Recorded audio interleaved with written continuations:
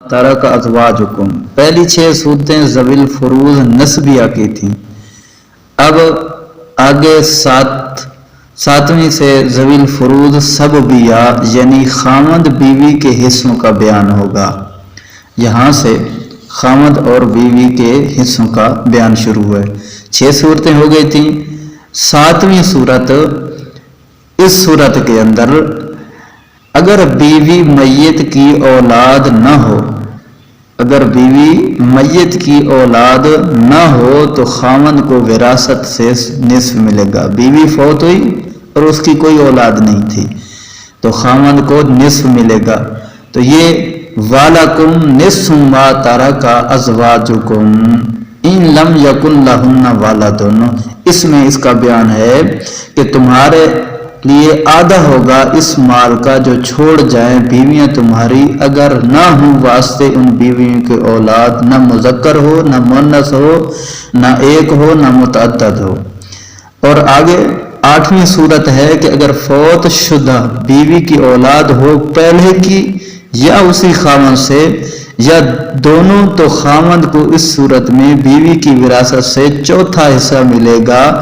باقی عورت کے دیگر جو ورثاء ہیں ان میں تقسیم ہوگا. تو اس کا بیان ہے فَإِن كَانَ لَهُنَّ وَلَدٌ فَلَكُمُ الرُّبُعُ مِمَّا تَرَكْنَا مِن بَعْدِ وَصِيَّةٍ يُوصِينَ بِهَا أَوْ دَيْنٍ، بس اگر ہوں واسطے ان ازواج کے اولاد خواہ تم سے ہو یا کسی دوسرے شوہر سے، پس واسطے تمہارے چوتھا حصہ ہے کچھ اس مال سے جو وہ چھوڑ گئی ہیں بعد وصیت کے، جو وصیت کریں وہ ساتھ اس کے یا جو قرضہ کے. وَلَهُنَّ الرُّبُعُ مِمَّا تَرَكْتُمْ إِن لَمْ يَكُنْ لَكُمْ وَلَدٌ. اب یہاں سے 9ویں صورت ہے کہ خامد بہت ہو اور بیوی کی حصہ وراثت میں کتنا ملے گا. تو یہ 9ویں صورت میں کہ اگر خامد میت کی اولاد نہ ہو تو بیوی کو وراثت سے چوتھا حصہ ملے گا.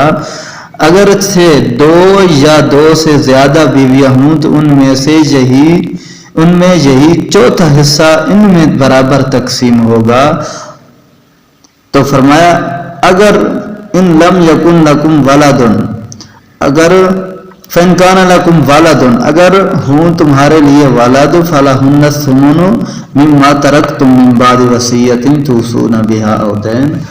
تو اگر یہ 10ویں صورت ہے کہ اگر فوت شدہ خامد کی اولاد ہو خواہ اسی بیوی سے یا پہلی بیوی سے، ایک بیوی ہو یا زیادہ تو 8واں حصہ ہوگا. متعدد بیویاں ہونے کی صورت میں اسی 8ویں حصہ کو سب بیویوں کے اندر برابر تقسیم کیا جائے گا. خامد کے اس مال میں سے جو وصیت اور قرض ادا کرنے کے بعد جو مال بچے گا اس مال کی ہر قسم میں سے نقد ہو یا جنس صلاح ہو یا زیورات وغیرہ، حویلی ہو یا باغ، باقی رہا عورت کا مہر وہ میراث سے جدا ہے، وہ قرضہ میں داخل ہو جائے گا. 2 صورتیں ہیں خامد کی میراث کی بھی اور اسی طرح 2 صورتیں ہیں عورت کی بھی میراث کی. اب آگے 11ویں صورت ہے ان کان رجل یورث کلالہ. ان کان رجل یورث کلالہ، اگر ہو جو وہ وارث بنایا گیا ہو، او امرأۃ یا عورت ہو، وَلَهُ اخٌ اور اس واسطے بھائی ہو، اور اختن یا بہن ہو، فَلِكُلِّ وَاحِدٍ مِّنَ السُّدُسِ مِنْهُمَا السُّدُسُ، ہر ایک کے لیے 6واں حصہ ہوگا. تو یہاں پر 11ویں صورت کے اندر کلالہ کیا، مرد ہو یا عورت میت اگر اس کا ایک اخیافی بھائی یا ایک اخیافی بہن ہو تو اس کو وراثت کا 6واں حصہ یعنی سدس ملے گا. اس کا بیان وَإِن كَانَ رَجُلٌ سے یہاں سدس تک آتا ہے.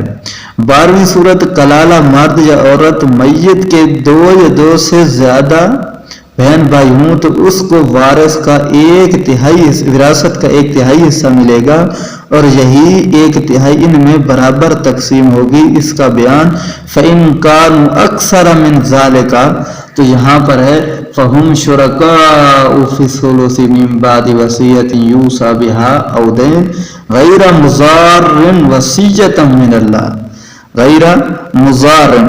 اب یہاں پر ایک بات نوٹ فرما لیں، یہ 12 صورتیں مکمل ہو گئی ہیں، تو یہ بات ایک نوٹ کر لیں کہ کلالہ کیا ہوتا ہے۔ کلالہ وہ مرد اور عورت ہے جس کے اصول اور فروع میں کوئی مذکر موجود نہ ہو۔ اصلاح شرع میں یہ اضافہ کیا گیا ہے کہ اس کی لڑکی بھی نہ ہو۔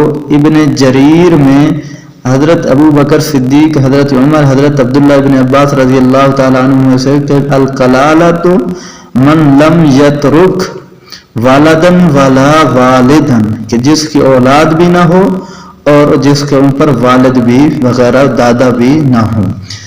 علامہ شبیر احمد عثمانی صاحب رحمۃ اللہ فرماتے ہیں کہ وہ میت جس کے ماں باپ بیٹا بیٹی کچھ نہ ہوں، ان میں سے وہ کلالہ ہے، خواہ مرد ہو خواہ عورت ہو۔ یہ تفسیر جو کلالہ کی ہو یہ مسلم ہے، لیکن امام اعظم امام ابو حنیفہ رحمہ اللہ فرماتے ہیں کہ دادی اور پوتی بھی شامل ہے۔ یہ اختلاف صحابہ کے وقت سے علماء میں چلا رہا ہے۔ یہ بات امام اعظم ابو حنیفہ رحمہ اللہ کی، یہ بھی علامہ شبیر احمد عثمانی صاحب رحمۃ اللہ علیہ نے لکھی ہے۔ ایک فائدہ سمجھ لیں، بہن بھائی 3 طرح کے ہیں، عینی یعنی سکے بھائی، بہن بھائی ماں باپ دونوں میں جو شریک ہوں۔ نمبر 2 اللاتی، وہ ستیلے بہن بھائی جو صرف باپ میں شریک ہوں۔ اخیافی، وہ ستیلے بہن بھائی جو صرف ماں میں شریک ہوں۔ تو اس آیت میں آخری قسم کا ذکر ہے۔ یاد رہے کہ اس صورت میں بہن بھائی کا برابر حصہ ہے، زیادتی اور کمی نہیں ہے۔ باقی قسم عینی اور اللاتی کا ذکر صورت کے بالکل آخر میں آئے گا، وہاں ان کی میراث کا بھی ذکر آئے گا۔